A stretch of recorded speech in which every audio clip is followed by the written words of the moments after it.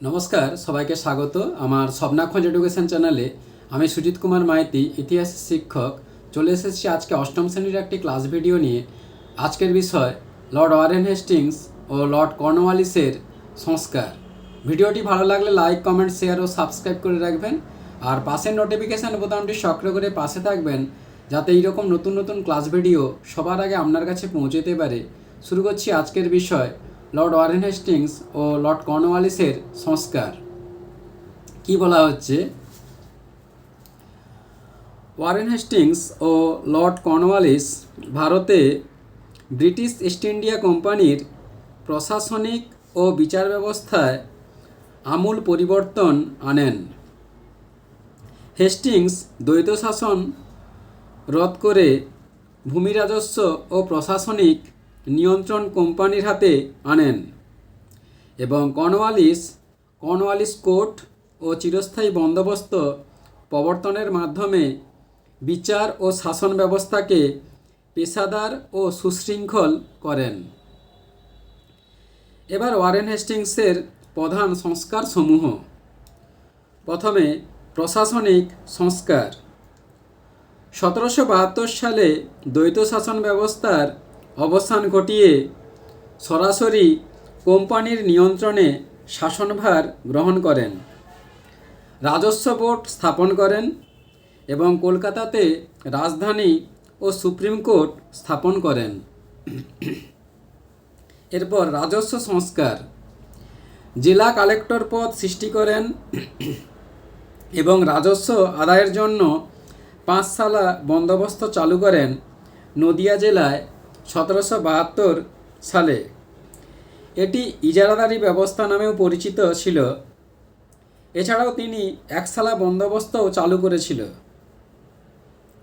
এবার বিচার বিভাগীয় সংস্কার। প্রতিটি জেলায় দেওয়ানি ও ফৌজদারি আদালত প্রতিষ্ঠা করেন।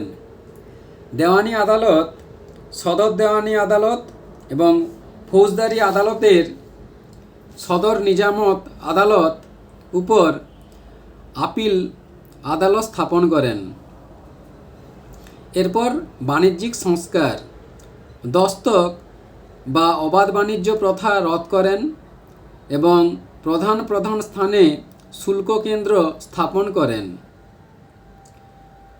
এরপর লর্ড কর্নওয়ালিসের প্রধান সংস্কার সমূহ।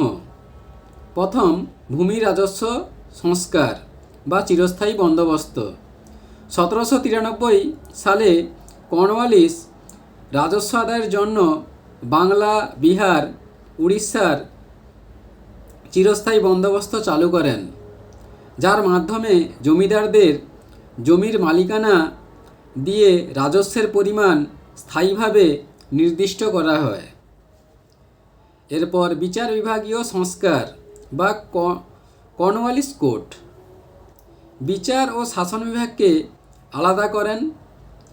জেলা কালেক্টরদের থেকে বিচার বিভাগীয় ক্ষমতা কেড়ে নিয়ে জেলা জজের হাতে তুলে দেন এবং কর্নওয়ালিস কোর্ট প্রচার করেন বা প্রণয়ন করেন। এরপর প্রশাসনিক ও সিভিল সার্ভিস। ভারতে সিভিল সার্ভিসের ভিত্তি স্থাপন করেন, তাই তাকে ভারতীয় সিভিল সার্ভিসের জনক বলা হয়। দুর্নীতি রুখতে সরকারি কর্মচারীদের বেতন বৃদ্ধি করেন এবং বেসরকারি বাণিজ্য নিষিদ্ধ করেন। এরপর অন্যান্য সংস্কার। পুলিশ থানা ব্যবস্থা পুনর্গঠন এবং 1791 সালে বারাণসীতে জোনাথন ডানকানের উদ্যোগে সংস্কৃত কলেজ প্রতিষ্ঠা করেন। এরপর মূল্যায়ন।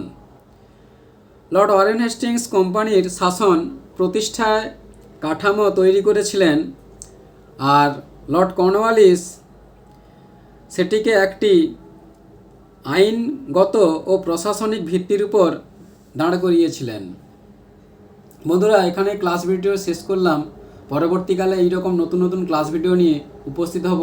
ধন্যবাদ, সবাই ভালো থাকবে।